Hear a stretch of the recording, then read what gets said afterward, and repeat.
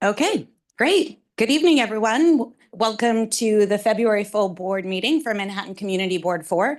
I'm Jessica Chait, chair of the board, and I call this meeting to order. Thank you all for attending this evening. Tonight, unlike sort of unusual, we have two presentations, two public hearings, and our public session, all before we get to the business portion. So we're going to just jump right in. Everyone should be familiar, but for those who are new, MCB4 has a hybrid meeting policy that can be found on our website. Board members are expected to attend meetings in person unless they have a disability and/or an extraordinary circumstance.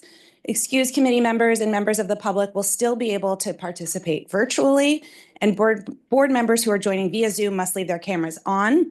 This meeting is being streamed live on our YouTube channel, and a transcript is being recorded. The meeting will live on our YouTube channel and is accessible by the public. And for those who are interested in learning more about the things that are discussed this evening, actually all of our meetings, not just this meeting, live on our YouTube channel and offer for great archival material if you have any questions. As I mentioned tonight, we have a lot to get through before we even get to the business portion. So just a few sort of housekeeping and framing that I just want to do at the top. One is if you are in the room and have not yet signed up for our public session, I think Paul maybe has, it's not yet too late because we have a lot up top. So if you are in the room and you have not yet signed up for the public session, which is where you will have 2 minutes to speak on any topic of your choosing, please do so with the signups here. So we'll just leave them at the front of the table. If you want to speak, put your name on this list. We will have to close the list at 6:45. So if one of your colleagues or friends walks in and similarly wants to do that, please encourage them to sign up. If you're joining us by Zoom and wish to speak during this public session, we're going to ask you to raise your virtual hand, though not now. We're going to ask you to do that after the second public hearing. So, or after the first public hearing. So just if you're on Zoom and you want to speak in the public session, we'll ask that you put your hand up at that a little closer to that time. As mentioned tonight, we have two public hearings, one regarding the Manhattan Cruise Terminal and another on the draft scope of work for 801 11th Avenue and 629 West 54th Street. It's one development, two properties, one hearing on that. If you would like to speak and haven't signed up on that, I think do we have another sign up sheet for that, Jesse? Yes, we have another sign up sheet. So if you're here to speak on that, please come and sign up as well. As a reminder, signups for both the public hearings and public sessions are available before the meeting. In fact, you could go on now and send an email to sign up for next month's public session or as the agenda becomes available. And we strongly encourage people to do that because it allows us to plan for the agenda and make sure that we fit everything in to our time allotted. As many of you know, we only have the space tonight until 9 p.m. So it allows us to plan. To ensure fairness, consistency, and respect, we ask all speakers, including elected officials and their representatives, to limit their comments to 2 minutes. And now, before we begin, there are a few words I just want to say, not about what we do as a board, but how we do it. And I think you've heard some of these comments, these themes before, but I'd like to just start by saying that I'm sure many of you, like me, are finding it hard to keep up with the pace and severity of new announcements and executive orders coming out of Washington. While imagine not all, but many in this room are feeling uncertain, afraid, perhaps angry, distrustful, or just exhausted. Some of us all of the above, perhaps some of us none of the above. Regardless of your feelings on Washington, the sheer pace of proposed changes makes it perhaps more important than ever that we maintain an environment that is accessible, welcoming, respectful, and fair to all voices and perspectives. Maintaining a respectful environment is not just a request, it is a requirement of our bylaws. We expect all board members to all board affairs to be conducted with fairness, decorum, and respect. And this expectation extends to all attendees as well. Disruptions, offensive conduct, or personal attacks, all of which go against our commitment to hearing from all voices, will not be tolerated. I know how deeply personal the issues we discuss here at the board can be and how raw many people are feeling right now. I know that tempers can rise and sensitivities can be heightened. But I also know that the issues are bigger than any one person. And for that reason, I ask that everyone refrain from remarks directed at or referencing any one individual. Comments here tonight and at the committee level discussion should focus on the issues at hand. And though it can be challenged, delivered to foster understanding and further constructive dialogue. They should not be an attempt to discredit or disrespect another attendee, and considering one's own bias or another perspective should not be an afterthought. Instead, and this applies to board members, attendees, and presenters. If anyone does not adhere to these guidelines or the spirit of maintaining a respectful environment, they may be asked to leave. And while everyone might not agree, I do believe that what we do is as important as how we do it. And if anyone has any questions or concerns about this going forward, whether here tonight or at the committee level, I encourage them to reach out to me or to the board office so we can discuss further. Okay. PSA over, soapbox done, back to our regularly scheduled program. This evening, we have 2 presentations and then, as said, 2 public hearings. We'll start with our presentation from Jamestown, Natalie Mendel, who, as many of you know, manages this space and who generously makes it possible for us to be here for all of our meetings. So Natalie, welcome, and we'll turn over to you. Thank you. Jesse, is there a presentation, please? Okay.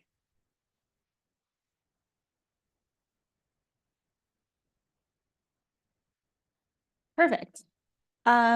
Hi, everyone. I'm Natalie Mendel. I'm the community space manager here at Pier 57. I work for Jamestown. I'm here with our VP of Creative and Marketing, Natalie Sarpy, as well. Thank you guys for coming to the classrooms. I'm going to just do a really quick debrief on the spaces, who's eligible to use them, and how our last year went. These spaces are provided to you from Google, and I'm going to go into, could you go to the next slide? Perfect. Into what they are, even though I know you guys have probably been here many times.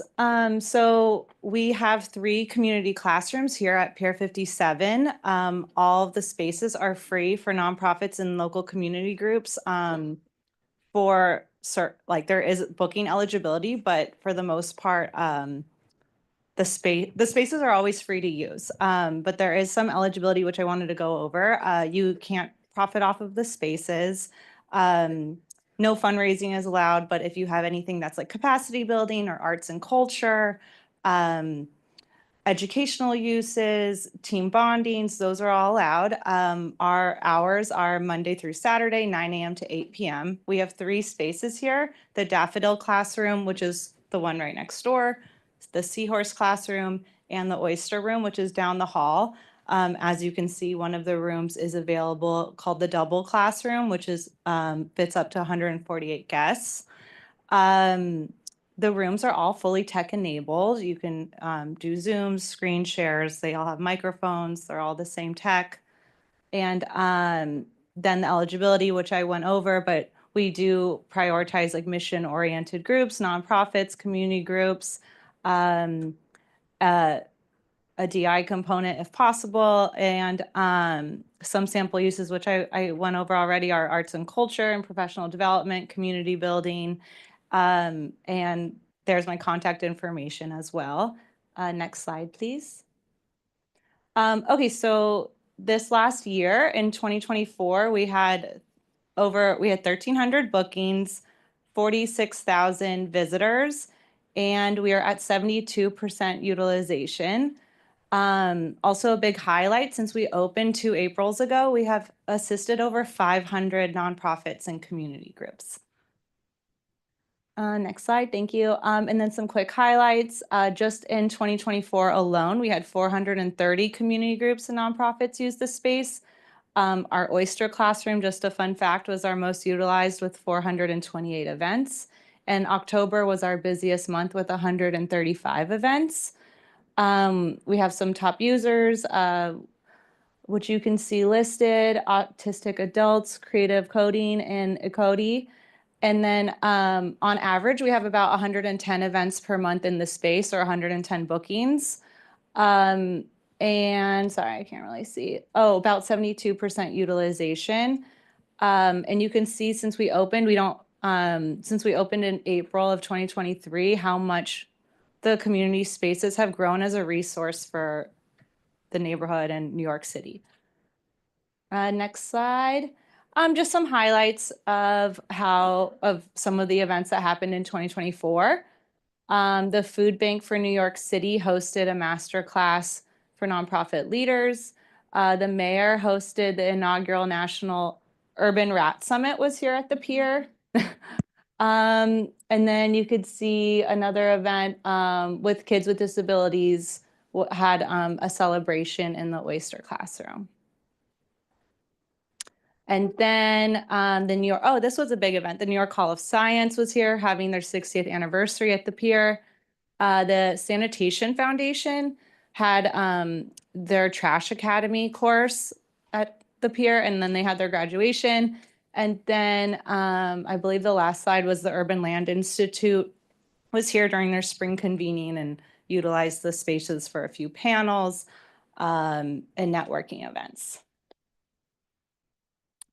That was it. I just wanted to introduce myself, and if you guys need anything or have any questions about the space, I am happy to answer them. Thanks. Are there any questions? Quickly? No? Great. Well, thank you. Perfect. We'll leave them up here. And we are grateful users of the space. Thank you. With that, we're going to move on to our second presentation this evening is from Officer Wesley Fredera from the 13th Precinct. And just to remind everyone, this is part of our ongoing effort to elevate issues or elevate opportunities to learn about security and policing and issues of public safety in our neighborhood.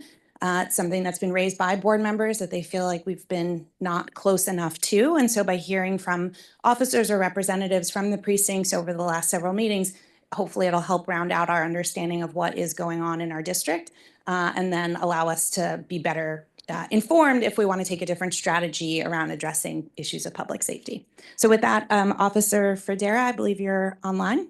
Yes, good evening. Can everybody hear me? We hear you. Nice. All right. I'm Captain Wesley Fredera. I'm the executive officer for the 13th Precinct.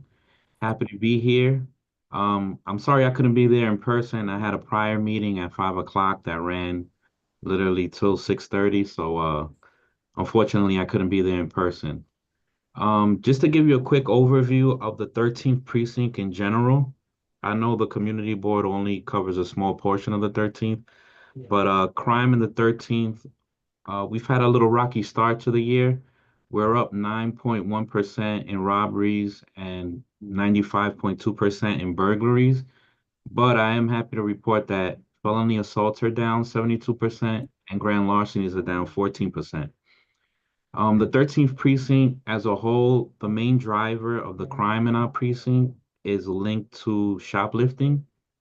If you look at some of the, like I mentioned, our robberies are up, but 7 out of those 9 robberies in the period start off as shoplifting. Same thing with burglaries. 31 out of our 41 burglaries deal with commercial establishments. When we look at the community board, I'm happy to report that our 911 calls for our violent crimes, like our 30s, 31s, which are burglaries, 30s are robberies, 32s are larcenies, and felony assaults are all down. When we look at 311 complaints, our biggest complaint within the community board zone is noise complaints with 35 in the period. Second would be encampments with 13 in the period. And then we have illegal parking. Just to inform the board, in the period, in the area of 6th Avenue to 7th Avenue, which encompasses Community Board 4, we've made 18 arrests in the period, 23 year to date, and we've written over 1,200 summonses to combat these issues.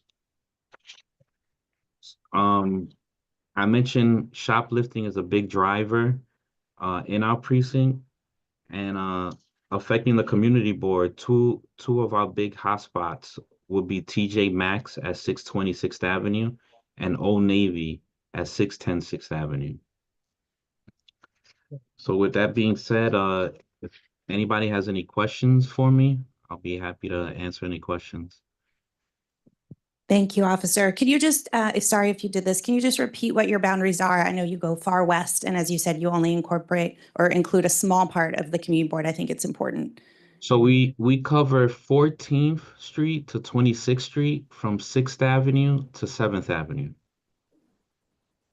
Great, thank you. Are there any questions for the officer? Okay, so we'll do one in person because we have one hand up here, and then we're going to go online. Is Miriam one of them? Because I think she indicated okay, great. Okay, so we'll just, oh, great. Thank you. Is it Detective Orlando? Captain Federa. Oh, Captain. Sorry, I'm using my boss's link. Okay. Captain, thank you.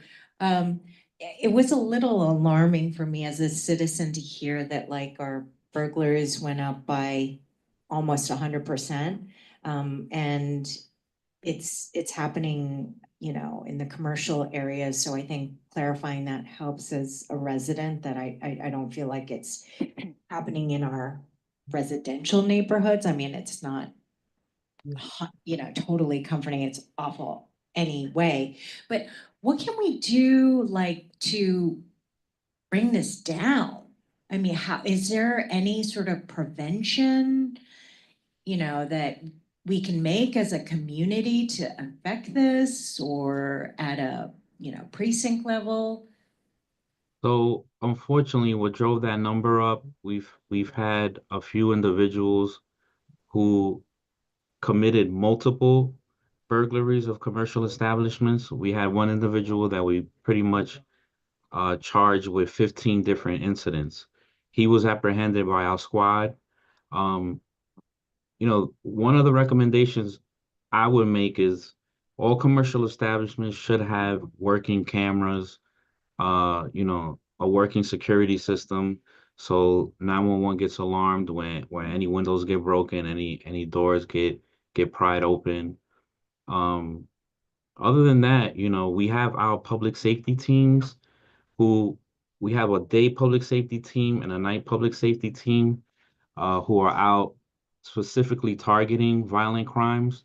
And we also have a bid team in our precinct whose main focus is to target or observe, things going on in the business districts like Fifth Avenue, Sixth Avenue, Seventh Avenue. So their main focus is working with loss prevention and all these stores like Lululemon, TJ Maxx, CVS, Target, um, making sure that, if past criminals enter these locations, we're notified. They don't have to call 911. They're reaching out to our bid team directly so that our response is that much quicker, you know? Thank you. Thank you, Detective. We're going to do two questions online. We have Miriam Fisher and Pamela Wolf. Actually, we'll do Pamela first, if that's okay, and Brad. Ooh, okay. Brad, go ahead. Hi, Captain. Have you seen, with the Thank you. congestion pricing, are you able to get to, calls quicker? Traffic has eased, but traffic, in Manhattan South is always been a big issue. I think is going to continue to be a big issue. Especially when, the number of cabs that we have in the city, stays the same. But our response times, have improved over the last couple weeks, but it's still too early to tell how big of an impact congestion pricing is going to have on our response times. Thank you. We'll go to Pamela and then Hi, Miriam. I'm here. Hi. So I am just curious to know if you have any information for us. You have on your western edge on 25th Street, the Bowery Residence Committee, BRC facility. And I know that that's something that your precincts pays a lot of attention to. How much of an impact, or do you have any statistics on just what kind of calls you need to make on a regular basis to that, on a monthly basis, perhaps, to that location, and for what reasons? I don't have stats on that specific location. Do you have an address for me? Well, 1 20-something on the north side of 25th Street between 6th and 7th Avenues. I don't have the actual street address on the top of my head, but it's a very large facility. It's an 11-story building, and it has 320 some odd beds. It's 131 West 25th Street, but maybe Detective, we can follow up with you and get. Yeah, that's good. If he doesn't have information on it, that's okay. I'd like, but I'd like to follow up on it. Yeah, we'll definitely follow up with you. Great, thank you. Thank you. We'll go to Miriam, and then we're going to move on to another topic. Miriam, are you there? Yeah. Hello, I'm Marianne Fisher. I live on 21st Street, but closer to 8th, 9th Avenue, Precinct 10. I'm wondering if your precinct is involved with the Build the Block meetings, and if so, first question, and are they in person or remote or hybrid? Because Precinct 10 is only in person, and I haven't felt well enough to attend in almost 2 years. And I've asked about that several times, but the answer is no. Yeah, we have in-person meetings once a month. What I could do is I could speak to my community affairs Detective Arlotta, and we could see if we could maybe set something up so that you're able to, are you looking to attend something in the 13th, or you're looking to attend specifically the 10th because you live in the 10th? Well, since the 10th this has not been available, and this has been an ongoing conversation for almost 2 years, which has been disturbing since there were a lot of issues that I wanted to address. But nonetheless, you're not that far. You're still on 21st Street, and I think the neighborhood overlaps. Do you have at all remote or hybrid meetings, or is it only in person? Yeah, we usually do in person. What I could do, like I just said, I'll speak to my community affairs guys, see if we could maybe get the equipment to probably do one hybrid. And the best I could do with the 10th precinct is reach out to their commanding officer and maybe see if they could accommodate you in some way, which I'm sure shouldn't be a problem, but we'll do our best on our end. And I'll have Detective Arlotta get back to the board as soon as possible. I know we tried in the past and it didn't work, but Thank you. I missed your last remark. I'm sorry. I was informed that we tried in the past and it wasn't received well, but we can always try again. All right, we can similarly follow up on that issue as well. And we appreciate even your offer to reach out to the 10th. So thank you. And thank you for coming. We'll hope to have you back and continue to receive updates. And we appreciate your work and all that the precinct and NYPD does. Thank you. Thank you. Okay, we're now going to move on from our presentations. As I mentioned, we have 2 public hearings. Our first is on the Manhattan Cruise Ship Terminal master plan. I'm going to invite Leslie Boghosian Murphy. Leslie, maybe just give like a minute on it. We do have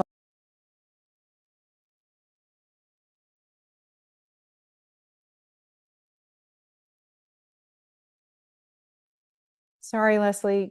I don't know if you can hear me, but you guys just went mute.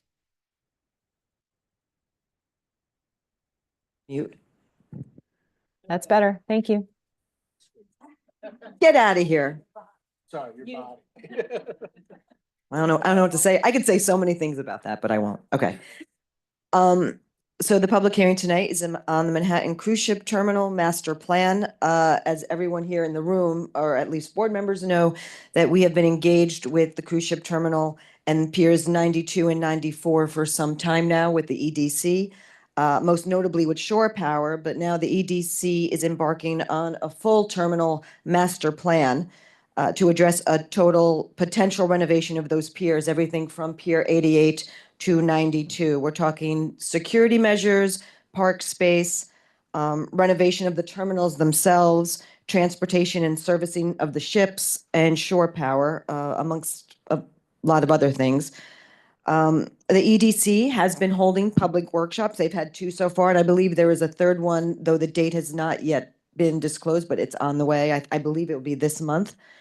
And we are regularly discussing it at our WPE meetings, if anyone else is interested. This is a gigantic, gigantic project. We're talking like Port Authority, we're talking huge mass project. So I'm sure that CB4 will be engaged as the steps go on. But if anyone wants to talk about it right now in the public hearing, this is your time at this moment. Brad?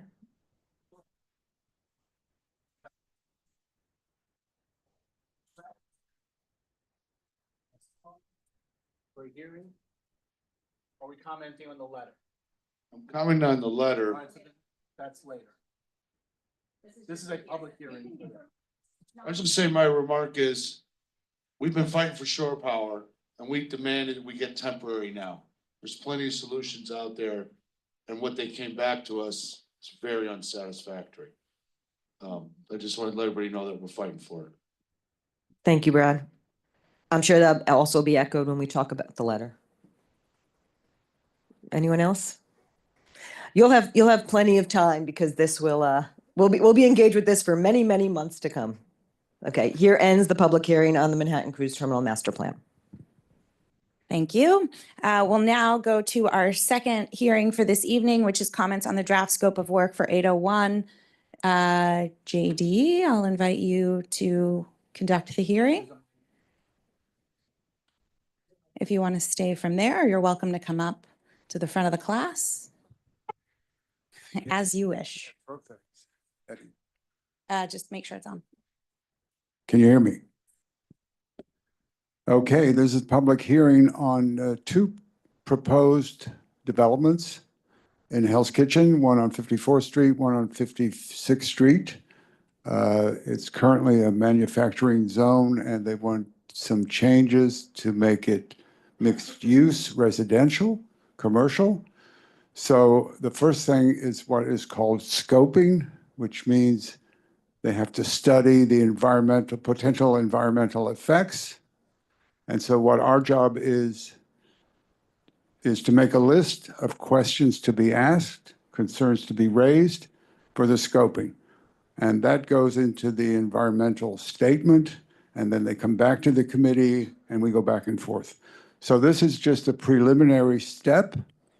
A little unusual because the applicants did not come to the committee.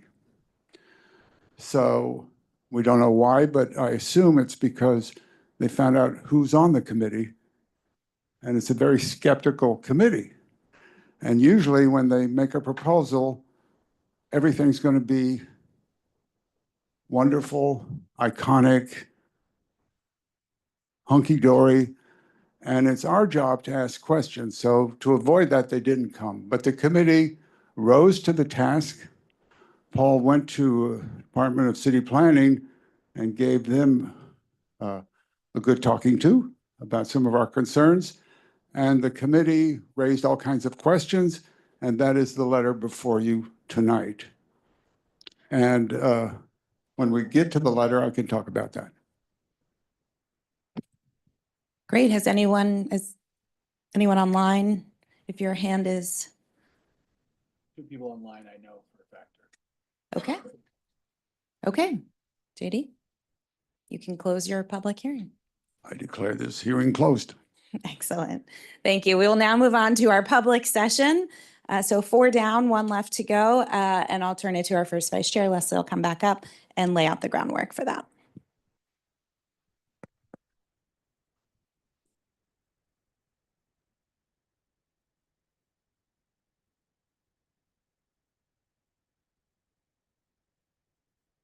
We don't have actually that many signed up today for a public session, but Jesse will also monitor the online. And I think, Paul, there was no one in the room, right? No one here in the room. Yeah. So everyone will have, sorry.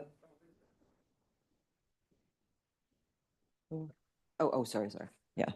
Sorry, 2 minutes. Yeah. 2 people, I got it. We're going 2 minutes for each person to speak. We have 2 people in the room. Apologize to that. First is Judy Wessler, and second is Katie Stokes. If you both want to come up here, and we'll start your timer when you start.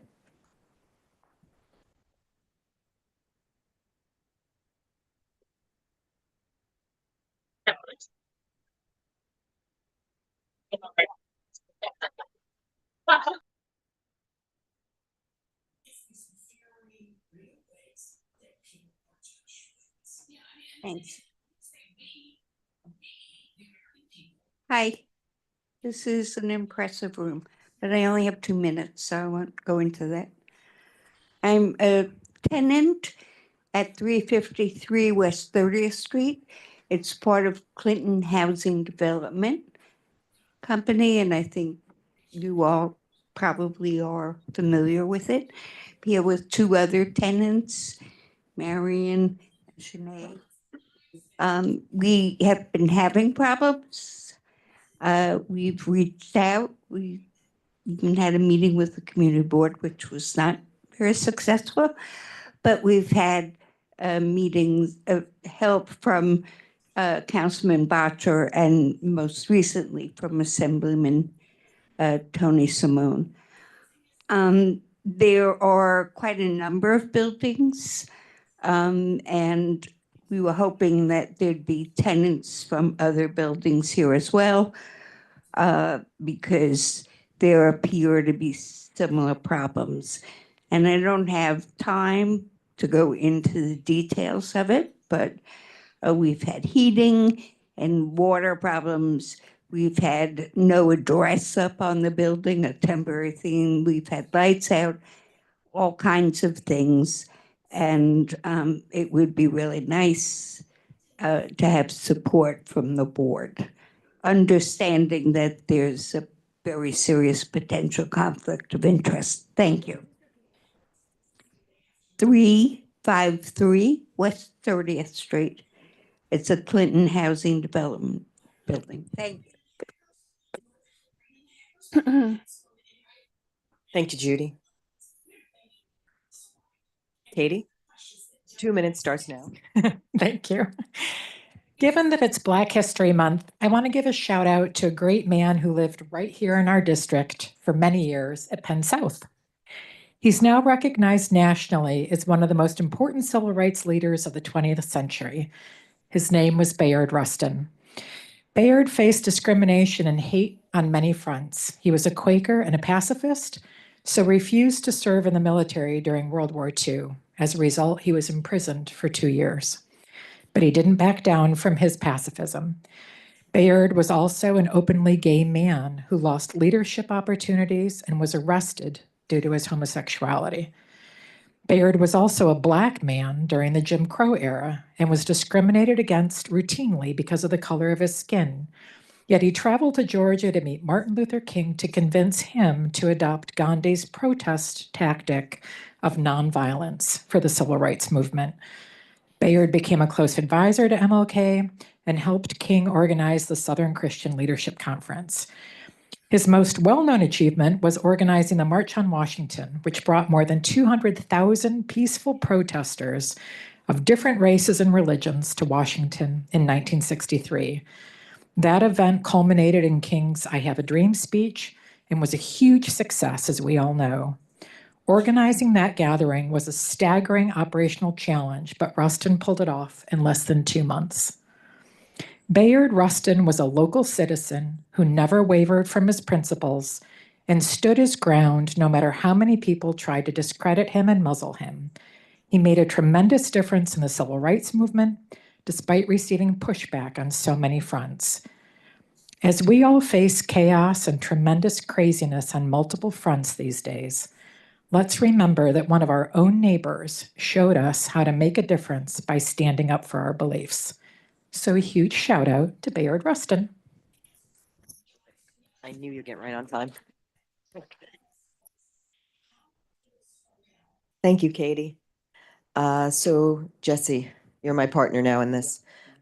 Carolyn V, is she on? And then Judy, and then Juan Carlos, can we? Okay. Okay. Carolyn, can you? I think my name was called. Hi, Carolyn Vucek. Hi, Carolyn, go ahead. You have 2 minutes.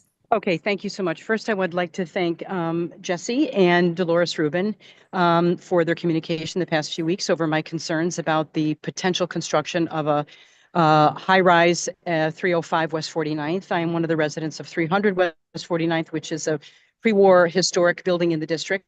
The construction would be literally right outside my and many other people's windows.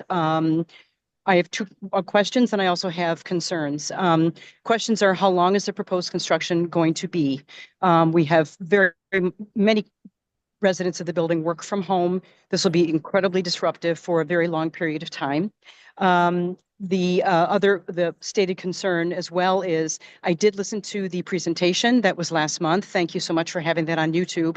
And what I understand is that the footprint will be maintained. This is essential, that the width and the depth, the width you can't exceed because of egress and HVAC units for everything on 8th Avenue businesses, but the depth, they said they would maintain that, even though there are provisions in City of Yes that don't protect any tenants from encroachment on light and air and sky, frankly. So I would like the board, Joe mentioned this in the meeting, I appreciate Joe, that we maintain the footprint of the building if anything is going to be constructed. The other concern is, of course, this affordable housing ruse. I sent emails today with links to articles. We don't really have an affordable housing problem. We have a landlord problem. There are 300,000 units of affordable housing units that are not being made affordable because of they're actually sitting on them for profitability. So that is something I'd like to get into later, perhaps with a further email. But my main concerns are, how long will the construction be? I would like a provision or whatever it's called put into place for the board to consider that the footprint remains identical to what the garage is now, not exceeding depth or width, because that would block off light and air to many tenants in this building. This is a 100-year-old building. Many people have lived here for years. Post-COVID work habits have changed. This is going to be very detrimental. So are my 2 minutes up? Yes. Okay. Thank you so much, everyone. I'm sorry, can't be there live tonight, had another event. I appreciate everyone on the board. Again, Joe, Jesse, and Dolores, thanks for your communication. Thank you so much. Thank you, Carolyn. Lisa Wager, I see you. Can you hear me? Great. Go ahead. Your 2 minutes starts now. You're muted, I think. Oh, no, I fixed Oh, that. no, there you go. Hello, I'm Lisa Wager, Director of Government Communications at the Fashion Institute of Technology, the SUNY College on West 27th Street with the Residence Hall on 31st, west of 9th in the district. I'm here with an FIT update. First, just a fun fact, as you might expect, one of the most stunning looks at the Grammys was designed by an FIT alum, Daniel Rosenberry, for Chaparelli, and it was worn by none other than Beyonce. The shimmering champagne gown with its Western-inspired embroidery and thousands of rhinestones is a stunning tribute to the star's Texas heritage.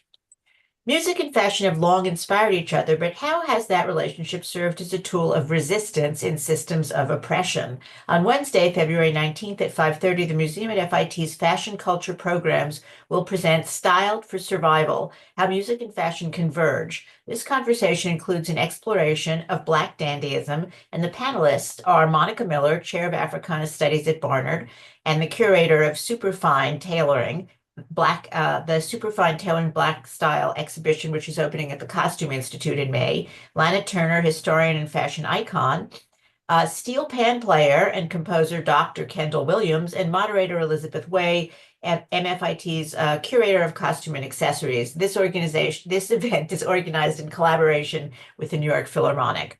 Attendance is free, but you do need to register on the Museum at FIT website at Fashion Culture Programs. On Thursday, February 20th at 6 p.m., FIT's library and the Fashion Studies Alliance will co-host a screening of the documentary Red Fever, The Indigenous Influence on Western Culture. The screening is free and open to the public and will be held in the Katie Murphy Amphitheater, and will be followed by a talk with one of the directors, Karina Emmerich.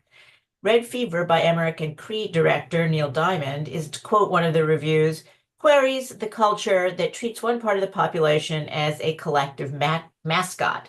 Diamond serves as narrator and guide on a tour through the complicated history of settlers' fascination with Indigenous culture. If you're interested, go to the fitnyc.edu website and put Red Fever in the search bar to register. It's also free and open to the public. Thank you. Thank you, Lisa. Juan Carlos, I hear you're back on. Thank you, Marty. Is he over, Jesse? I think you're muted. If you can unmute yourself, if you could hear me. Oh, I'm sorry. Yes. Can you Oh, hear me there now? you go. Yep, we could hear you. Your 2 minutes Thank you. starts now. Thank you so on much for Carlos. the opportunity to speak up. I am a tenant at 540 West 53rd Street under CDHC, Clean Housing Development Corporation. I moved here with my family in 2020, right? And the building, I believe, was, inaugurated on 2018, the end of 2018. And they promised many things in the building. Everything was perfect when we moved in here, right? We appreciate this opportunity to live here. I know it's a super expensive area. But the inefficiency of Clinton Housing Development Corporation is insane above everything. The lack of communication with the tenants is unbelievable, negative. We this is not the first meeting. They promise there is a bunch of things that are not working in the building, especially also the people who are working here at the building, the person in front of the desk. There is a massive rotation constantly because of the lack of response from tenants. Like tenants will need to fix something here. And so I just want to raise my voice here. Hopefully someone is going to hear me and my family because it feels Jackie living here. I don't know, it's so weird, but there's a bunch of tenants too that they are not receiving the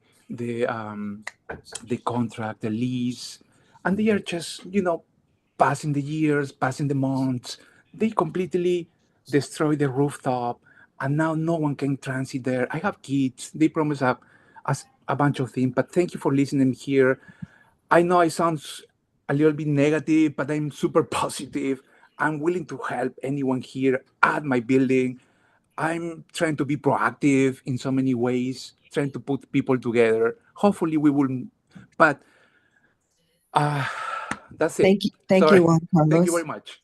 No, thank you so much for coming on. Let me see. We have Shantae Walker and then Patrick O'Brien.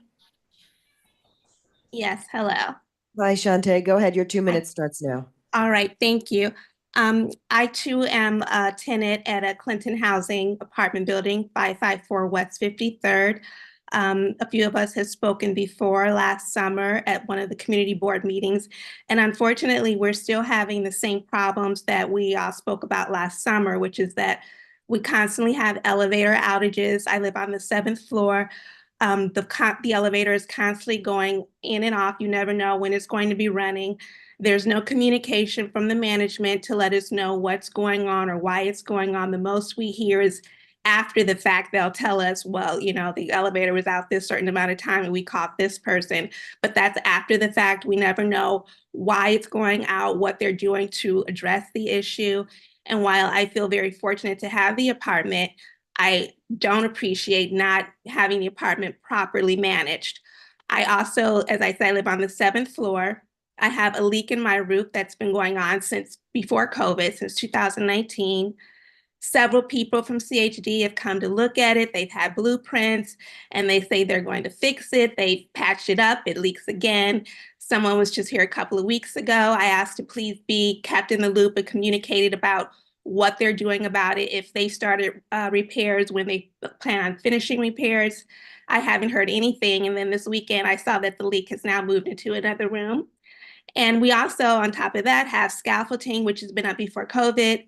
And now there's homeless people that sometimes are living underneath it. And so it's very unsafe. And we would like, some communication. We would like the building issues to be addressed. And like Carlos said, we're very happy to have these apartments. We know that we're fortunate, but just because we're lucky to have them doesn't mean management should take advantage of us as the tenants who are paying our rent. Thank you. Thank you so much, Shantae. We're going to go back to the room here. Rachel.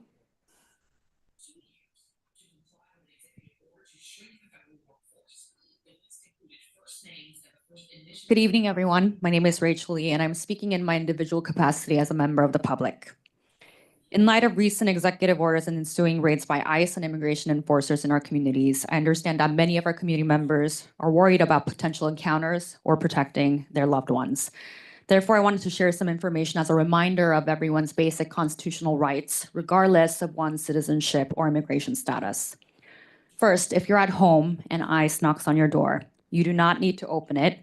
They need a valid warrant to enter your home, so ask them to show it through the window, slide it under the door. Do not let them in unless you see a valid warrant with your name, address, and a signature by a judge.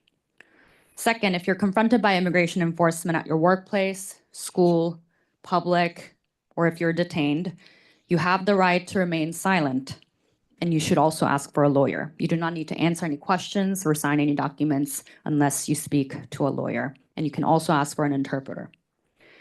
Third, it is advisable that you carry your ID at all times and to memorize the phone number of someone you trust as an emergency contact. Last but not least, it is important to know your rights. Google Know Your Rights New York. There's plenty of information out there. Or talk to me if you need more information or have any questions. Y si necesita información en español sobre qué puede hacer en caso de un encuentro con ICE, busque Know Your Rights, saber tus derechos en el Internet, o hable conmigo. Y recuerda que tienen derechos legales para protegerse a sí mismo y a su familia. Gracias. Thank you.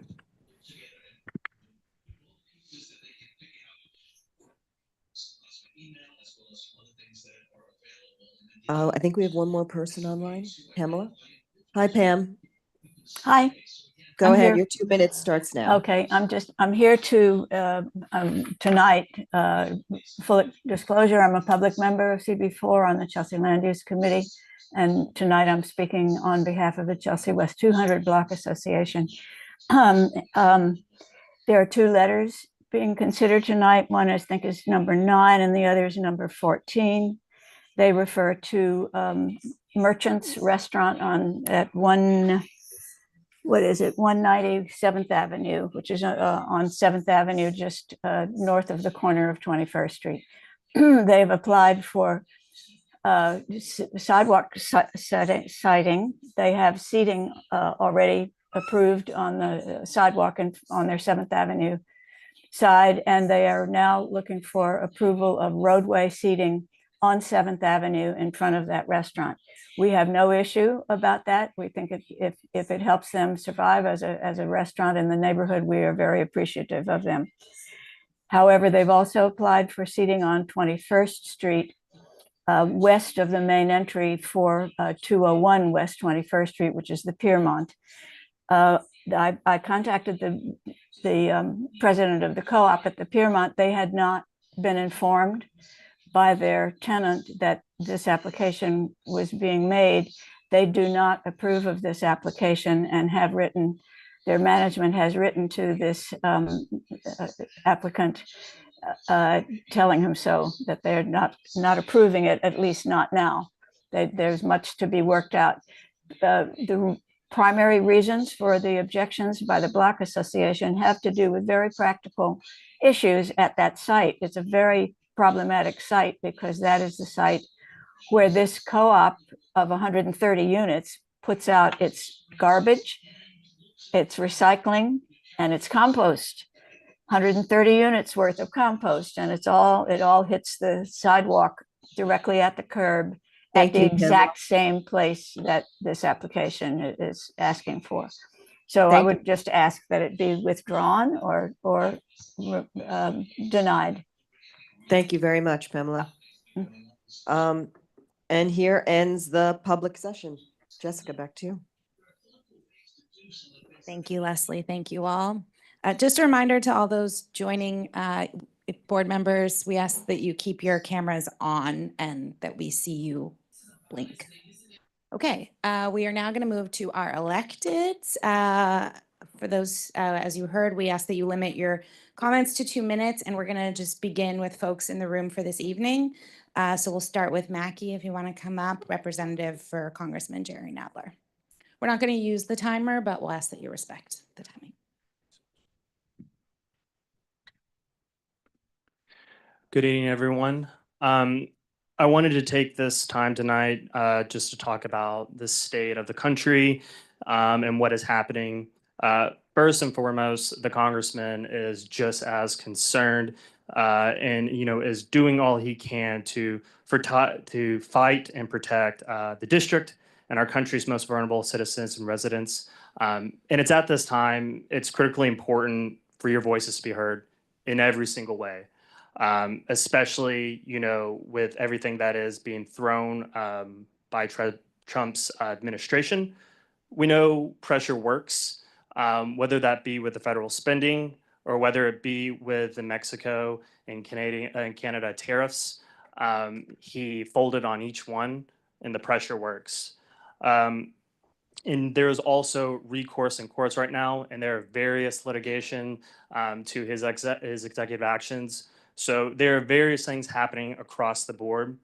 But in regards to Congressman Nadler, he is working hard as the senior judicial member, and he is fighting on various things, including civil service employees, FBI, and the inspector generals of the, getting rid of them, birthright citizenship, and, just all of these things across the board.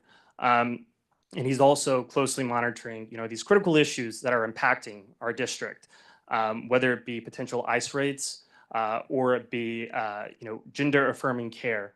He is, closely monitoring these things. And, just with Republican-led trifecta in power right now, it's difficult to, thwart Trump's disastrous decisions. But we're fighting on all fronts, and we are here. And Congressman Nadler is here, and he'll continue to fight. And with that, if you have any, updates or concerns, our offices of service, so please reach out. And for any updates on the Congressman's behalf, please follow him on Blue Sky, Twitter, Facebook, etc. But I'll just pause it from there. Thank you. Thank you. Before we go on to our next elected representative, you'll forgive me. I've skipped a critical section of our agenda, which is adopting the agenda for this evening. So yes, yes. So thank you. We have a motion. I'm going to take that as Paul giving a motion to adopt the agenda. All in favor? Thank you, Bert. Any opposed? Great, thank you.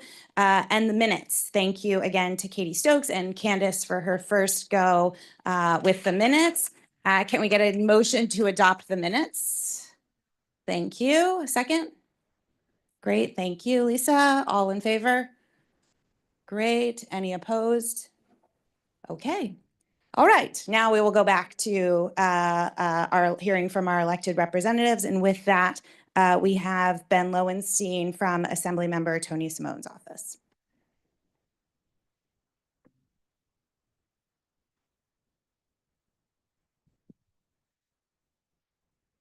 Hello, everyone. Assemblymember Simone is back in Albany and has a number of new bills. Currently, all misdemeanor cases where the defendant is found unfit to proceed to trial due to mental illness are dismissed, and after a little time, these people are released without appropriately intensive long-term post-release care. Our bill would mandate crisis intervention teams and other supports at the moment of release, reducing recidivism and increasing public safety.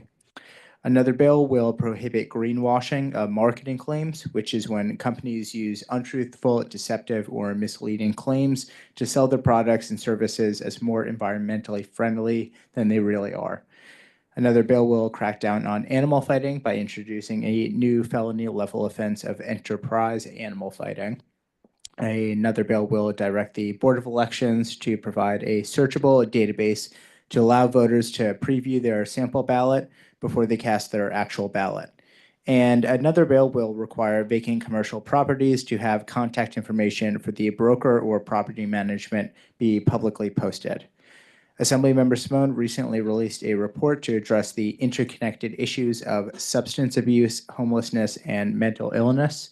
The report includes goals such as increasing the quality and quantity of supportive housing by transferring contracts to modern funding systems, funding full-time nurses and people with backgrounds in clinical psychology to be part of outreach services, investing in and expanding interagency hubs, updating the criteria that allows for people to be involuntarily committed to what is used around the country, making psychiatric beds operational by investing in extended care facilities, and implementing a permanent annual COLA, overall base wage increase, and overall base wage increase for human service workers. The report can be found on our website. Thank you very much. Thank you. All right, yeah, you can clap for that. Or for Ben, both.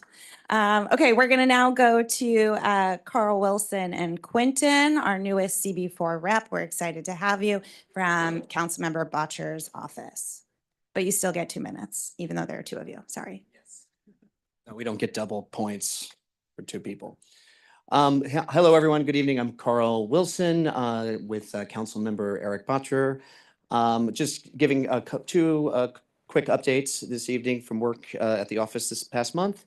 First, I want to discuss a letter that was sent by the council member to the acting sanitation commissioner that regards a proposed rule change that doesn't allow bagged garbage to go next to the corner receptacles. This is actually a big operational challenge for our sanitation partners like BIDS and community groups, because then they now have to haul the trash away that they're emptying for the city. So that doesn't make a lot of sense, and that is a big challenge for them. And I know, Kate, like I know Katie's here, and like Litter Legion groups like that is a real strain for them. So we're asking them to go back to the drawing board on this one and have a more collaborative approach with some of these groups that we really rely on for our sanitation needs. And then second, I want to acknowledge that the expansion of the Midtown Hub. The hub is a model first started by the the district attorney at 125th Street to deal with chronic quality of life and public safety issues along that corridor. It was very successful, and we moved that to 8th Avenue, which has been covering the Midtown corridor of 8th. But again, we saw some success there. So we're happy now that it is expanding into the Hell's Kitchen area, and really want to acknowledge Dolores Rubin, who I know is has joined that coalition of stakeholders, who will bring a lot of expertise, given her role at the Community Council, to really bring all of the city's social services and law enforcement, if necessary, to come together, sit around the table, and really dig into how we can deal with some of the chronic street issues. So we're really, really happy to see this expansion, and we hope it's going to flower here as well. And then finally, Jessica kind of did it for me already. But I did want to introduce Quentin Hilbroner, who is new to our team, who will now be the new Community Board 4 liaison. So I hope you all will be getting to know him, and he'll be giving these updates from now on. And I'm never coming back. Just kidding. So Quentin, do you want to just say hi to everybody? Yeah, hey everybody. I'm Quentin.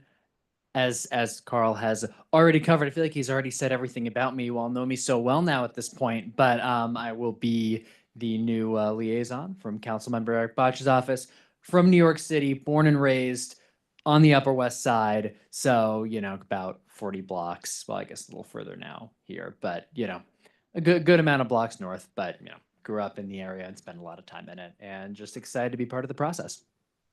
Great. Sure.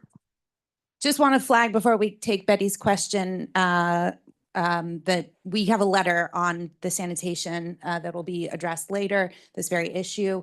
And the second thing, Midtown, we are thrilled that Dolores and Brian Weber both have been involved. So we're delighted that's moving forward.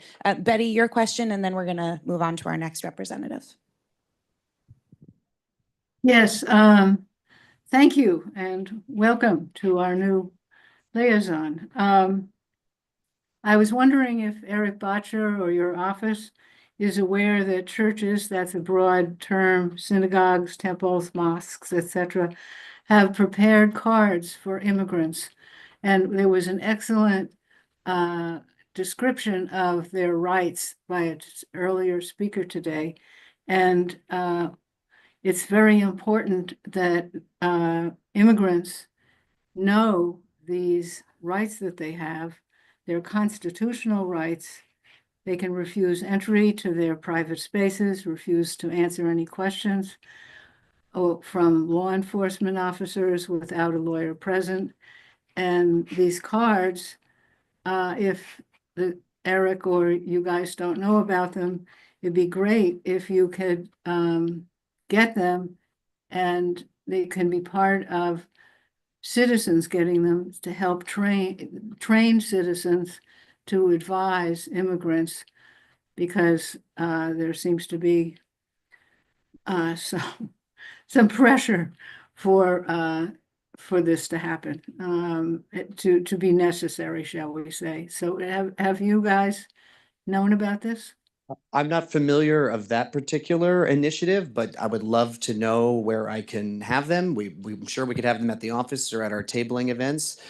Definitely want to, lend my support to the comments made by my colleague from Congressman Nadler's office. It is a very dark moment we're in right now at the council. Certainly in our role as co-chair of the LGBT caucus, and we are working with some of the other groups other caucuses to do some Know Your Rights sessions and what the executive orders mean for our city community. Very scary time. So we're open to all suggestions and ways that we can partner in spreading that effort. Okay, I'll let Jesse Bodine know where he can get the cards, and you and he can I have Jesse's phone number. Yes. Well, I know, right. Okay. Thank Thank you. you. Thank you, Betty. Bring that back to Eric then. Thank you. I will. Thank you, Betty. Hey, Carl, Quentin, congratulations on the new job. Good luck. Look forward to working with you. Just wanted to thank you for spearheading the joint letter that your office did about the Chelsea art building that's up for sale. There was a big New York Times article. Artists came to our committee meeting last month to talk about that issue. So just wanted to express our thanks for writing that letter and bringing some attention to it. And just let us know, if there's anything else our committee can do to be helpful with that, and just keep us updated on what you hear. Thanks, Matt. I debated putting that in my update, and now Matt, I didn't. No, but we are, because we're actually meeting with the ownership of the building this week. So I hope to have more to report on maybe at next month or in the coming weeks. But very important, very concerned about it. Want to make sure that thinking about the future of that site as it was intended to be. So. Thank you, guys. Thank you. Yes, you are dismissed. Quentin, nice to meet you. We look forward to welcoming you back. Yeah. Okay, we're going to now move online. We have Yiyi Wang representing the borough president. I don't think we have any other representatives in the room, correct? Okay. Yiyi, we'll turn it to you, and then Robin Forrest, and we'll close out this report.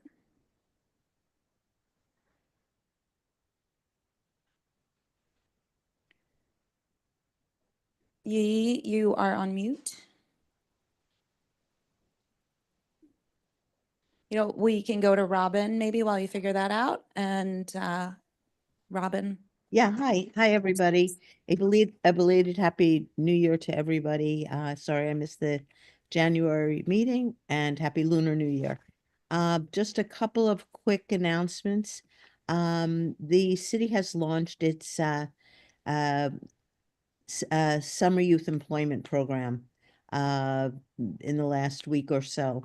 And for those who don't know, it's a very terrific opportunity for people between the ages of 14 and 24 who are New York City residents and legally allowed to work in the city to gain work experience and earn money at the same time.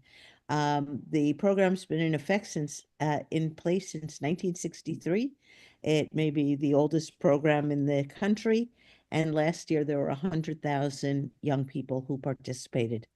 If you're interested for a young person in your family, your neighborhood, student that you know, please advise them of this.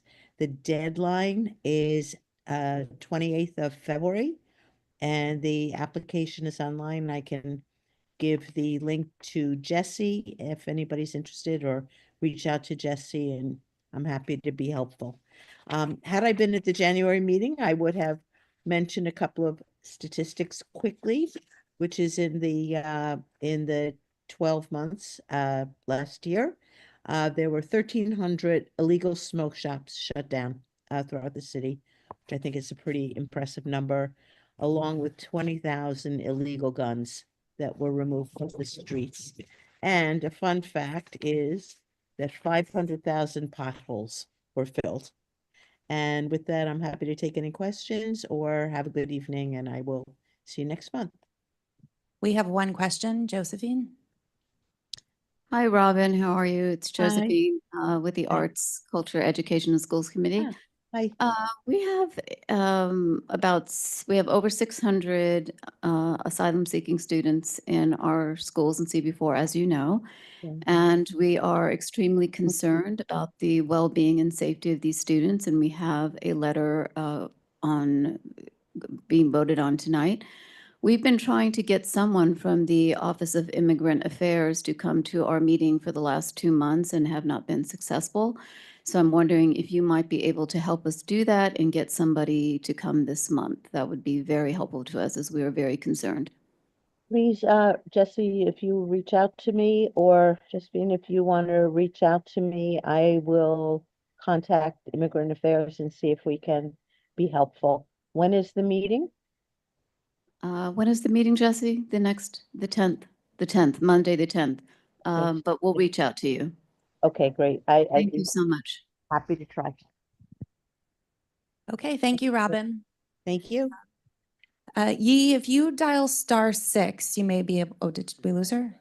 Oh.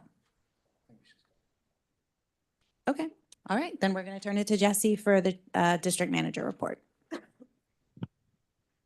Hi, everybody. Jesse Bodine, District Manager, Community Board 4, report for February's full board. In terms of committee meetings for the month of February, all committees are meeting at their regular scheduled dates and times, with the exception of Chelsea Land Use Committee, which will be meeting on Tuesday, February 18th at 6:30 back here at Pier 57. I will channel the BP's office, and if you are up for reappointment, please take the time to fill out your reappointment if you would like to be reappointed. That's how it works. The application is the same. It's a little confusing because it's the same for new folks and reappointments. I think it's like question 6 or 7. It asks you whether you're new or reappointed rather than it being question 1. I would have put it 1, but that's my thought. Yeah. And anybody that's interested, listening to this for the first time, that wants to be on the community board, you can apply as well. And that's it. Bye. Okay, is he back? No. Okay, so I'll move on to, okay, and Yi, try *6. You are muted on our side, but if you try *6, it may unmute you.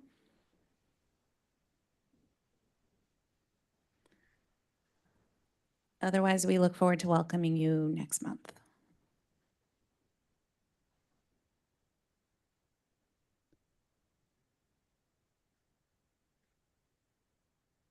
Okay, I'm sorry that if you can hear us, I'm sorry this isn't working, but feel free to send us any materials and we can distribute it to the board. And we'll work to get this resolved for March. Okay, we'll move on to the chair report, and picking up where Jesse left off with community board membership. Not only do we, request that everyone on the board be sure to reapply by the deadline, which is at the end of this month. We encourage those in the audience or joining online to also apply. Similarly, I'd like to ask that everyone think about, and I know last year a lot of members of the board attempted, put some effort into this, which is thinking about the kind of perspectives and knowledge that you feel is missing from the committees, and actually trying to recruit people who can help fill that. So I know ACES has done that with the arts piece in particular, but also we've talked about making sure we have parents of children represented. I know there's been a request that we have more people who have a perspective on landmarks join the board. And so I encourage you to think about your social connections, the people you know.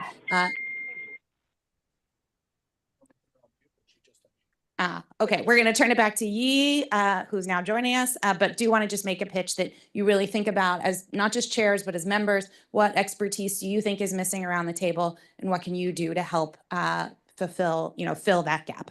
Okay, now we'll turn it back to Yi representing the Borough President's Office. I'm sorry, everybody. Technology is not my friend today. And I just have a very brief update from our office. The first one is our community board application. The application will be due Friday, the 28th of February at 5 p.m. I've already sent email reminders to board members who are up for reappointment this year.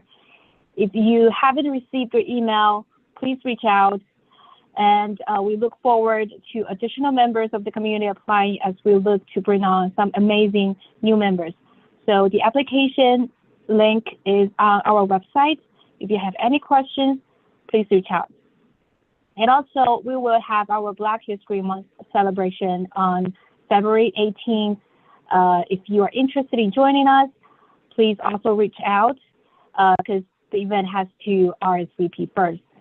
And also, last but not least, our office hosted 2 information sessions on how to apply to capital funding for fiscal year 2026 for schools, nonprofits, organizations, and city agencies. And these information sessions are now available on our YouTube channel. So for information on eligible projects, please visit our website. And all participants should be submitted ASAP for review and meeting requests with our budget team scheduled ASAP. The deadline is February 20th at 5 p.m. For more information, please visit our website. If you have any questions, please also reach out to me. That's it. Thank you very much. Thank you. Okay, shifting back to the chair report. Can I speak up a bit? I put my hand up. Oh, Mike, sorry, we didn't see it. You have a question for Yiyi? I do. Just to let all of us know who might be up for reelection, for reappointment or whatever. When you look at the website, it breaks down the board in terms of years, 2023, 24, whatever, right? How do you know where you are and whether you have to do it again this year? Because I didn't get an email, I must say. Oh, so if your term limit is 2025, then you are up for reply. So, or it says term, that's what that means, in other words. Yes. So, so if you go to the website, it'll say 2025 or 2026. So if it says 2025, then you are up for appointment. Okay.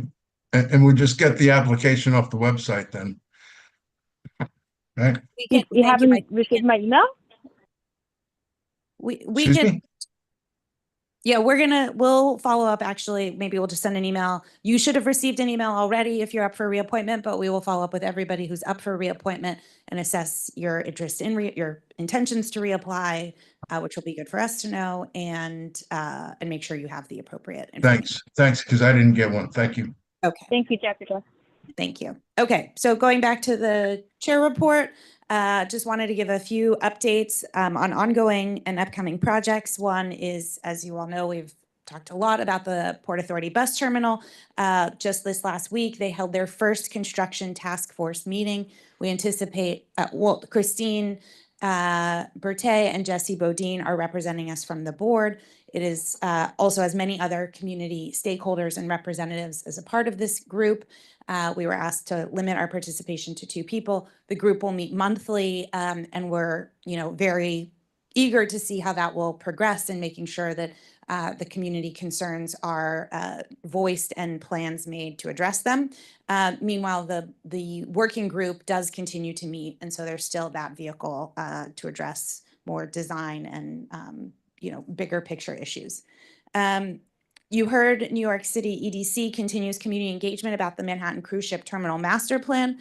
As Leslie said, there will be another public session in February. We'll make sure everyone has that date. I know I'm intending to go to that one, and that there will also be discussion on this further at WPE. So if you're interested, as Leslie said, this is a very significant project. It's something as a board we've actually talked about a lot, which is sort of the impenetrability of the cruise terminal, but also the congestion that it creates. And so really encourage folks to participate. DCP is coming to Clinton Hell's Kitchen Land Use Committee to present on the Midtown South mixed use land use application. And we are also partnering or having a meeting with CB5 to get their perspective on this, but really encourage folks to come to that. The New York Public Library will be coming to the ACES Committee to update on the renovations, both of the Columbus branch and the Muhlenberg branch. DSNY is coming to Clue this month, Chelsea Land Use, to discuss next steps with Colored School number 4. You'll remember we were very vocal about ensuring preservation and long-term activation of that space.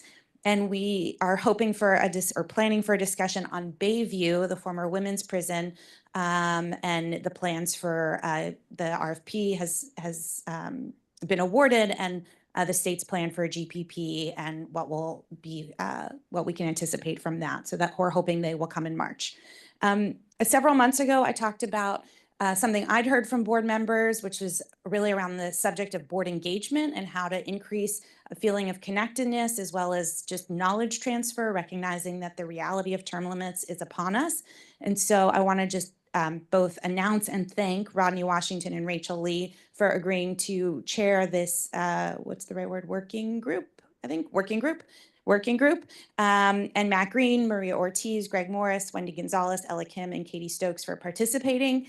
The goal here of the working group is really to increase board members' understanding of board business, mitigating the implications of term limits, as I mentioned, and supporting social cohesion and a sense of belonging.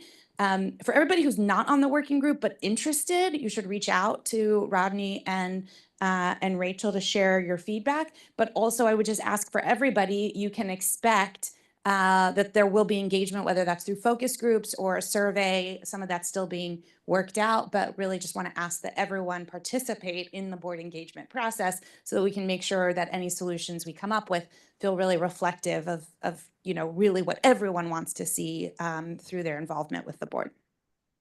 So with that, those are my updates. I did also just want to give a shout out and thanks to Jesse and really all of the team. In addition to all the meetings that we all participate in and committee and board level, there have just been a ton of meetings and briefings and other things between meetings to coordinate and schedule. And really kudos to Jesse for helping all of that happen. Okay, so now to the business portion. Tonight we will begin with Clinton Hell's Kitchen land use. Going back to the public hearing we heard a little bit about, but we'll turn it over to JD to discuss the letter, the two letters that you have up this evening. Thank you, Madam Chair. I think I've told you what this letter is about. There's going to be about 600 dwelling units in the first building and about 500 in the second building. So that's about 1,000 units. And I think at least 25% of those will be what they call affordable units. That's part of the thing.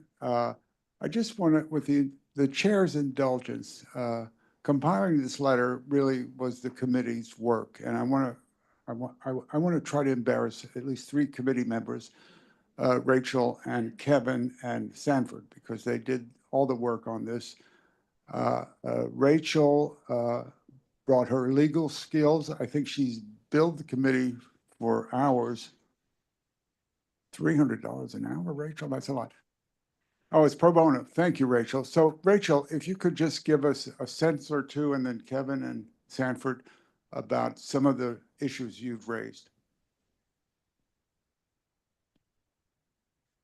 Thank you. So as we previewed, the scope of work is in a very high level stage. So my comments are really to ensure there were no leaps in logic and that sufficient details will be provided for community understanding. So for example, the socioeconomic conditions section, it starts with an assumption that the proposed action does not meet the City Environmental Quality Review CEQR thresholds.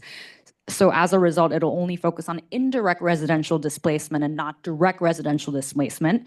And the fact that there will only be detailed analysis if the preliminary assessment reveals there will be potential changes to socioeconomic conditions. So really just let us know. Our comment was let us know what the criteria or the threshold you're using and provide us sources where possible to ensure transparency and credibility in your analysis.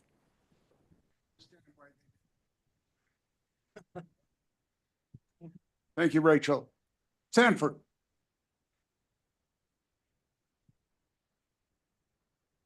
Hello.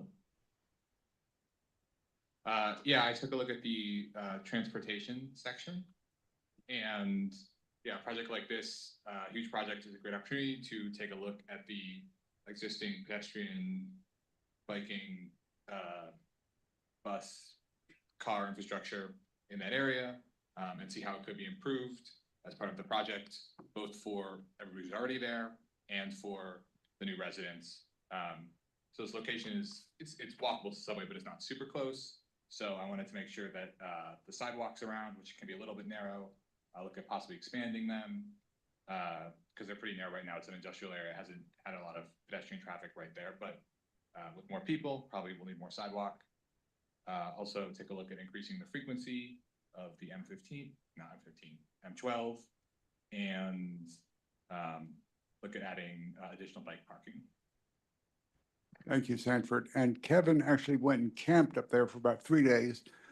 And he brings his healthcare expertise to this, which was very important. Kevin? Yeah, they gave JD a live feed, so, but thank you. With public health, it's good that we have more housing coming in, but recognizing that it is estimated to have about 2,100 new residents and 700 new workers, so about 3,000 people coming. I'm sorry, but we can't hear anything online. Huh. Can you hear me, Christine? Yes, but Okay, we so can't let's hear the swap- other Okay, speaker. let's just swap the mic. Yes, it's not working. Christine, can you hear me? No, not really. How about this? That's good. Okay, so with public health, recognizing it's good to have more housing coming in, but 2,100 new residents and 700 new workers, so about 3,000 new people coming into the community. We have to recognize that over 50 hospitals have closed across New York State since 1996, with more than a third of them closing in New York City. There's also been, even when the hospitals don't close, beds close and services are reduced. So we want to take a study and take a look at having access to timely patient care. And one other nuance of public health is making sure, given the location of the two sites, that residents of the project will have access to food in general and healthy and affordable food options in particular, so it's not a food desert. So, thank you. Thank you, Kevin. We have to get the letter in by the 10th, so there may be some additions. I know Joe is always reluctant to speak up. I'm trying to get him to speak up. He may add some things. So I hope you can approve this letter as it is with possibly a few additions. Thank you. Great, thank you all. Thanks to the entire committee for your work. Are there any questions or comments on the letter? There's a comment from Josephine asking for more to be put in about the schools, and we accept that as a friendly amendment. Great, thank you. Anyone online?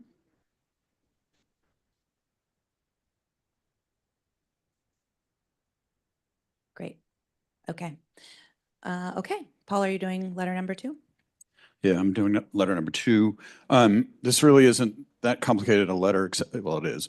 But we did hear from public comment today, so I just wanted to spend a minute giving everybody on the board a little bit of background about this letter. There's a parcel on West 49th Street that is 50% in the preservation district of the Clinton Special District and 50% in the perimeter. On that site, the developer could have built a 21-story building on one half of it and a 6-story piece on the second half of it. They came to us a number of times through the leadership to discuss what this could look like, because it didn't really make a lot of sense.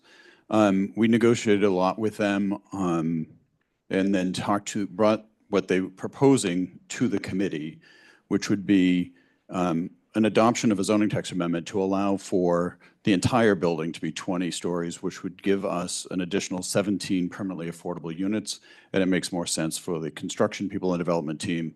So we went through this negotiation round with them to talk about what they would propose. So we had an informational meeting with the committee to bring forward what they are going to propose, and we are just in this letter saying we support the concept of what they're proposing. However, this is not the application. This is not the building plan. this will come back to us through a ULURP, and at that moment, at that time period, we will have a lot of opportunities to go through many of the details that were raised by the public. I want to thank Dolores for writing the draft of this letter, and for Dolores and Joe and Jesse for fielding some of the public comments that have come as a result of this. But I want everybody to know that this issue will come back to us as a formal ULURP application where public comment and public involvement will be engaged. Any other questions? Thank you, Paul. Any questions? Online? Okay. Move to Chelsea land use. Greg, are you doing it? Yeah, if you. What mic to use? Thank you very much. This is letter number 3. A letter to LPC regarding 318 West 22nd Street. This is an application for window replacements. Scope of work for this project included the replacement of existing windows to allow for rear yard access. Who doesn't love that? The committee recommended approval. There was a friendly amendment recognized by the co-chairs. This happened just before the meeting. And that's for line 22 to change 50 frame light window to 50 light window. That was a friendly amendment made by Pamela. And forgive me for not being able to comment any more on that, except we certainly understand. Thumbs up from Dave. Thank you. That's always a good sign. Nothing further on item 3. On that note, I'll go to 4. I'm going to keep going. Let's do it. Item number 4, letter to LPC regarding 261 11th Ave. This is the Terminal Warehouse, West Chelsea Historic District. This is related to signage. The committee recommends approval, provided the following.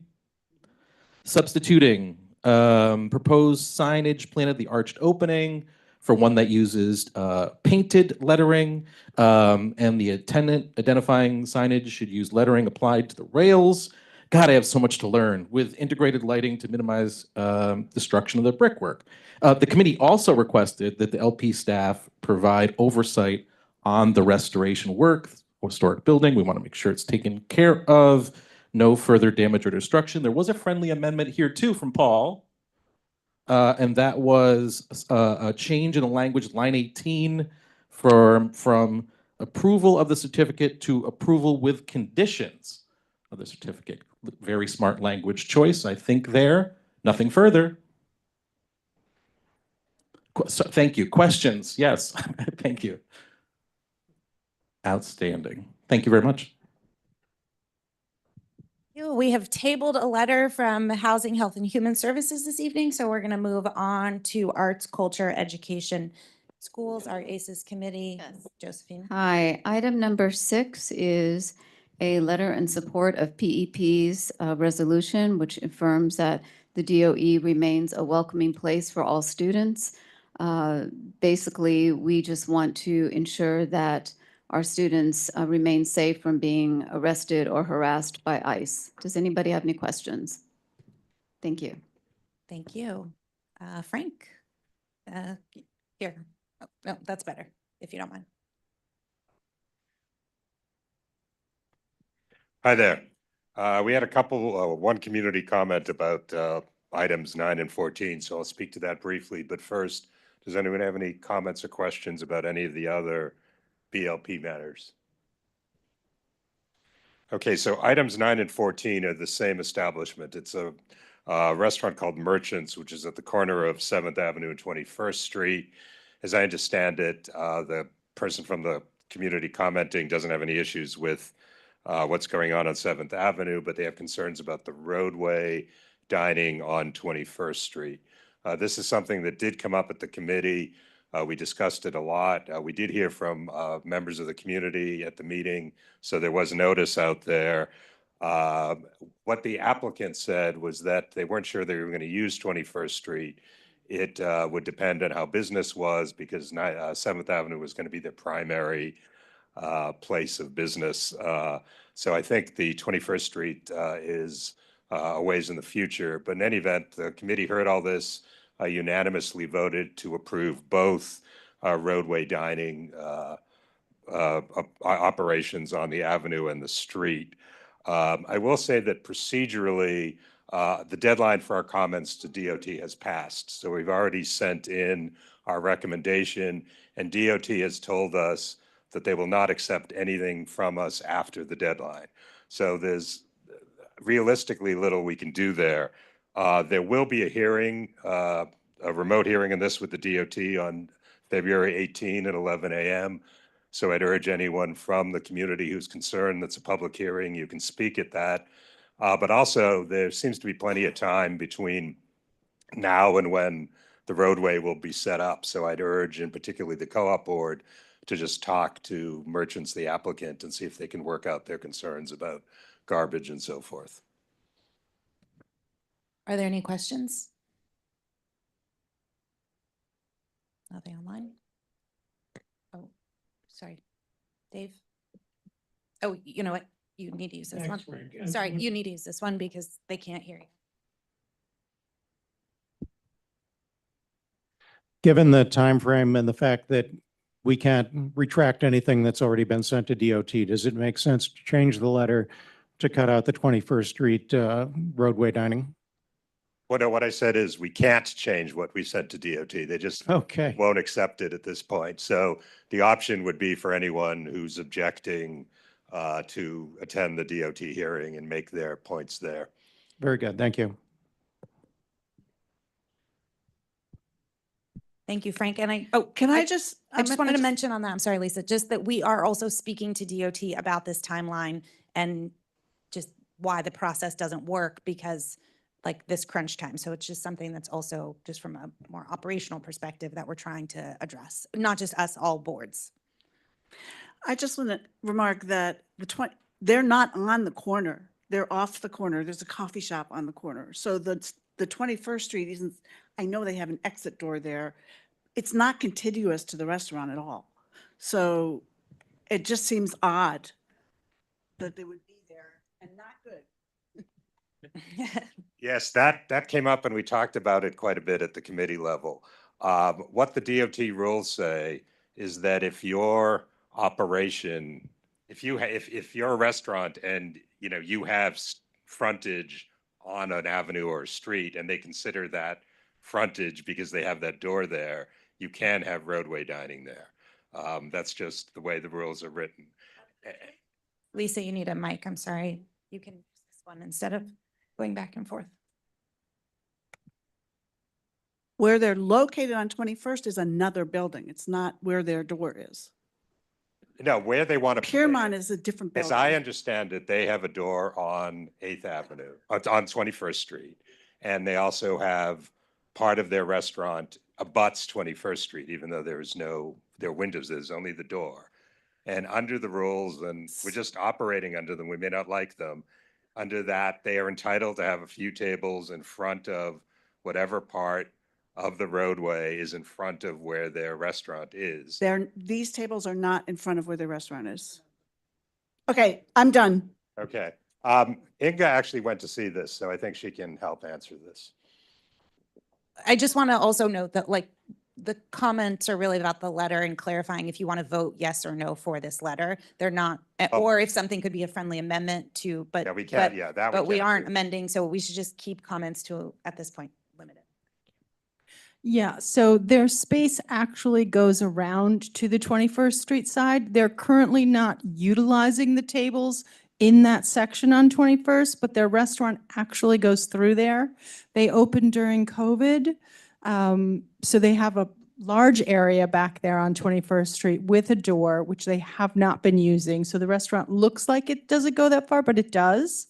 They obviously are going to put up signage if they do that so that people know it's the restaurant entrance, the doorway. And they said that they would work around the garbage. They obviously don't want to put up tables next to trash. So they're going to work with the building if they even use that space. Right. But as I said at the start, I mean, this is sort of their backup space. So I would urge the people in the building to really talk to the operators. They seemed very accommodating when Inga met with them, when she did the site visit, and hopefully they'll equally be accommodating to the people in the building. Great. If there are no further questions on WPE, seeing none, thank you, Frank. Thank you, Bert, committee. We will move to BLP, we'll move to WP. We have two letters today. The first letter is what we were talking about earlier during the public hearing. It's the Manhattan Cruise Terminal. So this letter is the second of a trilogy of letters that we're sending to the EDC on this. It's about the recent announcement of the Manhattan Cruise Terminal Master Plan. The first letter was very harsh, tongue lashing, I guess, last month about the lack of shore power, as Brad alluded to earlier. This one is now really speaking to the overall master plan. And then next month, we anticipate we'll have more details on the master plan and more of our contributions to that narrative. Anyone on that, on the first letter? David?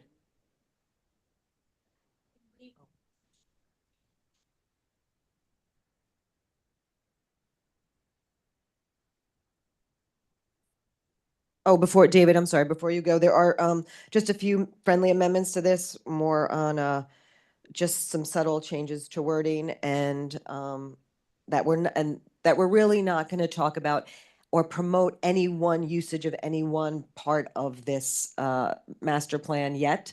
We will do that when the EDC comes back to us with more specific presentations, like on Blue Highway or on Park Space. So that's why this is a little more general, and then we'll get to the nitty gritty next month, hopefully.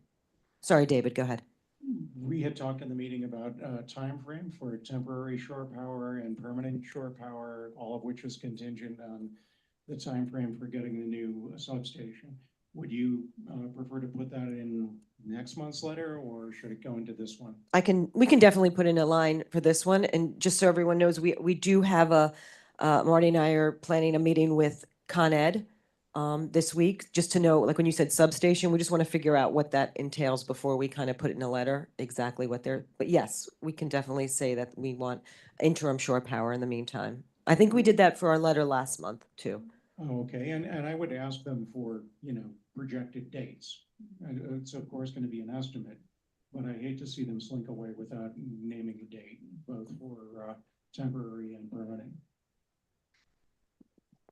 Consider it done. Thank you. You're welcome. Christine, online. Yes. So yes, I'm glad, Leslie, you are mentioning that we are not going to try to endorse anything for the new space, and particularly the Blue Highway, just because I don't think we have enough information to make sure it works in that location. Yes, I mean, we are endorsing, in this letter, we are endorsing general things like just environmental builds and things that we always generally endorse when it comes to new builds and, keeping to their footprint. But yes, as for specific uses, we're not going to endorse that yet. That'll be a longer conversation. Thank you. You're welcome, Christine. Yes.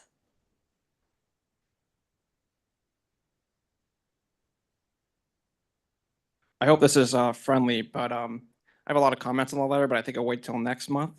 My major comment for this is on lines 101 to 104. It's really that last paragraph. I feel like it's very unhelpful and really accomplishes nothing. It just basically criticizes them for not doing anything during COVID. And EDC's mission during COVID was not this. It was actually responding to COVID. And I feel like it's very insensitive to the employees of EDC. I think that was actually sent to us as specifically that we should mention that. It had to do with the cruise line industry was down during COVID, and it was brought up to us at the meeting and also in letters that was a great opportunity for the EDC to then kind of see what the future was for the cruise ship industry. And there was some feelings that since it was a downtime, they should have responded and acted quicker. And now that it's booming again, they're going to have to shut it down again. That's quite flat-footed. It has nothing to do with necessarily the employees or COVID itself. It has to do with what the EDC was doing or their general plan of attack. I would just say that there might have been a downtime during the industry, but it was not a downtime for EDC. I'm sorry? It was not a downtime for EDC. Right. They were still very busy. It would have been a downtime for the cruise industry, but EDC's mission completely shifted during those 2 years. So I don't think it's a helpful comment. Yeah, The- it's So seems you want very to soften the confrontational. tone of the COVID comment? It's just a really bad note to end the letter on. Would you prefer we move it up and soften it? I prefer you delete it. Oh, I don't think we're going to delete it. All right. I don't think that's a friendly amendment because I think it's definitely been written to us that was a time that EDC should have attacked this type of maybe plan earlier instead of waiting. But Yeah. we can Okay. definitely talk offline and we could soften it. Yeah. Thank you. The second letter. The second letter is to DSNY on the proposed language change of placing trash bags next to corner baskets. This will mostly affect bids, neighborhood cleanups, and supplemental cleanups. I want to thank Katie Savage for drafting the first go around drafting this letter. Is Katie here? Thank you, Katie, for drafting this letter. And you know what? If we pass this, Councilmember Botch's office already, as you just said in your notes, right? You already wrote a letter on this about the trash, the DSNY proposed language to the trash bins. So that's the second letter. Any questions on that letter? Nope. Great. Thank you so much. Thank you. We'll now go to TPC, Transportation. Are you taking it, Jesse? Thank you. All right, TPC just had a few letters this month. I'm not going to walk through all of them. I will just point out that we do have a friendly amendment about making sure that we're asking for bus shelters and benches on West 34th Street. And I also just want to extend my sincere and extreme appreciation for public member Charlie Todd, who is not here with us this evening.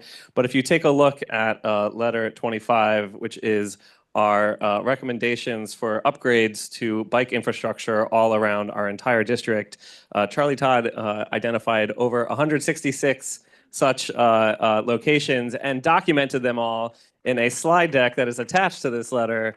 It really is something very impressive, and we are so grateful for his time and effort. And so I wanted to make sure that that got mentioned. But other than that, I do think the letters are straightforward. So I will take questions. And I will sit back down. Thank you. First time. All right, and now we will move on to one item of new business. Roberta Barnett, our second vice chair, is seeking a microphone or coming up. I can come to you. Okay. And as in her role as our budget task force. Yep. Online, can you hear me? Okay, we're going with sort of. Maybe a Okay, different. let's switch.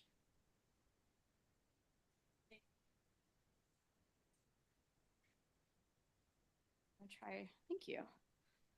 Cool. Can you hear me now? Okay. It seems that this is better. Love that. So in the Dropbox, item number 26 is a letter from our budget task force. This letter is in response to the release of the mayor's preliminary budget. So the mayor proposes a budget and then negotiates with the city council to pass that budget, typically in the spring. And we are responding just to the mayor's initial release. At the same time, a few weeks ago, we also received responses to our statement of district needs that we voted on this fall. I believe Jesse has them on our website. They're also in the Dropbox if you would like to see the agency responses and what has already been funded and might be funded in the future. So the budget task force met on the 27th. We did not have quorum, but thank you to Christine, Dolores, Ella, and Kevin who were able to make it and to come up with some responses to the top lines or the signature initiatives that were put forward in the mayor's budget. And we cover a number of areas in the letter, specifically social services, housing, public safety, quality of life, and education. And we also reserve some space for other issues, including shore power. And we are thanking the administration and agencies where their requests have been granted, calling out where our top requests, so really the top 10 on capital and expense, haven't been granted. It is a bit of a shorter letter than we wrote last year, but really tried to focus on responding to the mayor's budget and then focusing really on our very top level asks. And we will be appending the remainder of the statement of district needs in order to make sure that we're counting all of the priorities that we have. I received a couple of friendly amendments, some word changes from Jessica, and then the removing the word middle school, so it just reads elementary school, from Josephine to accurately reflect the education funding needs. Are there any questions?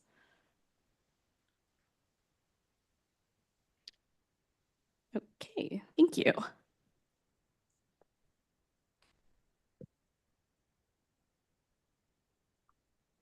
Okay, I want to just thank everyone who you heard this evening, people acknowledging other people on committee who helped contribute to the writing of letters. I want to thank all of those people, but also when we think about board engagement, we think about term limits, it's really important that we're sharing in that responsibility. I know it is a lot of work. We always say this is a volunteer job, but it really is important. And so if you're sitting around the table and saying like, well, why haven't I been asked to write a letter? Just raise your hand, like you can do this. So want to encourage that both from the top down and the bottom up. Okay, Katie, we're ready for our roll call. And I'll let you explain to folks.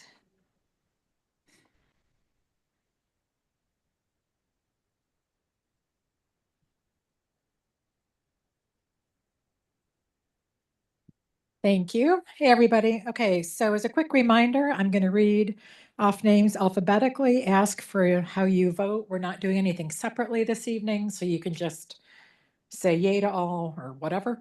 And then I'm going to repeat it, your name, so that everybody hears it and it's recorded online. Okay, so Ted Arenas. Yes to all and submitted. Look at that. Starting out kind of cocky. I like it. Okay. Roberta. Yes to all. Christine. Yes to all. Yes to all. Gwen. Yes to all. Leslie. Boghosian Murphy. She left. Viren. Yes to all. Liam. Yes to all. Jessica. No, not you, Jessica. Kevin. Yes to all. Lisa. No to 9 and 14. Yes to the rest. Marty. No to 9, 10, 11, and 14. 9, 10, 11, and 14. Yes to the rest. Okay. No to 9, 10, 11, and 14. Yes to the rest. Paul. Yes to all. Pete. Yes to all. Thomas. Yes to all. Wendy. Not here. Max.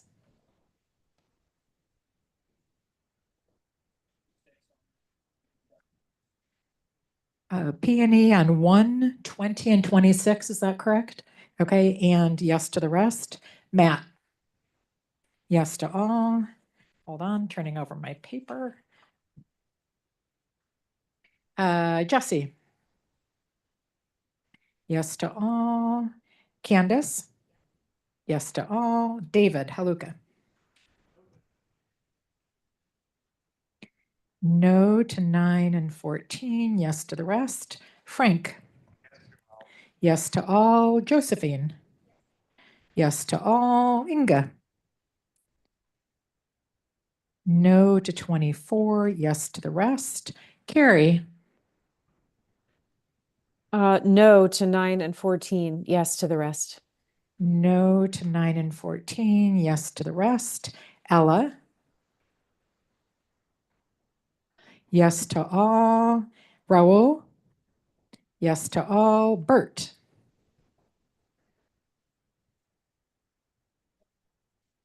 Present, not eligible to 21. Yes to the rest. Chris. No to 10, no to 21. Yes to the rest submitted. Great. No to 10 and 21. Yes to the rest. Rachel. Yes to all. James. Was James here? No. Okay. Betty. Yes to all. Yes to all. Sanford. Yes to all. Shanice. Yes to all. Gregory. Yes to all. Tina Nelson.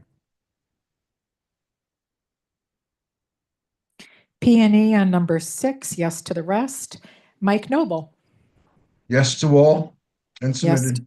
Yes to all and submitted. Well done. JD. Yes to all. Maria. Oh, there you are. Yes to all. Alan. No to 24. Yes to the rest. Brad. Yes to all.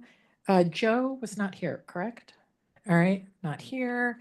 Dolores. Yes to all. Katie Savage. Yes to all. Katie Stokes. Yes to all. Hector. Yes to all and submitted, and stay warm, everybody. Hey, nice. Thank you, Hector. David Warren. Yay to all and submitted. Yay to all. Well done, sir. Rodney. Wow. Alice. Yes to all for Alan. I'm sorry, for Rodney and Alice. And then Jessica, you are last. Yes to all. All right. I think that's everybody. Thank you. Can we get a motion? I heard motion to adjourn. Thank you, Alice. Second, thank you. Have a great night, everyone.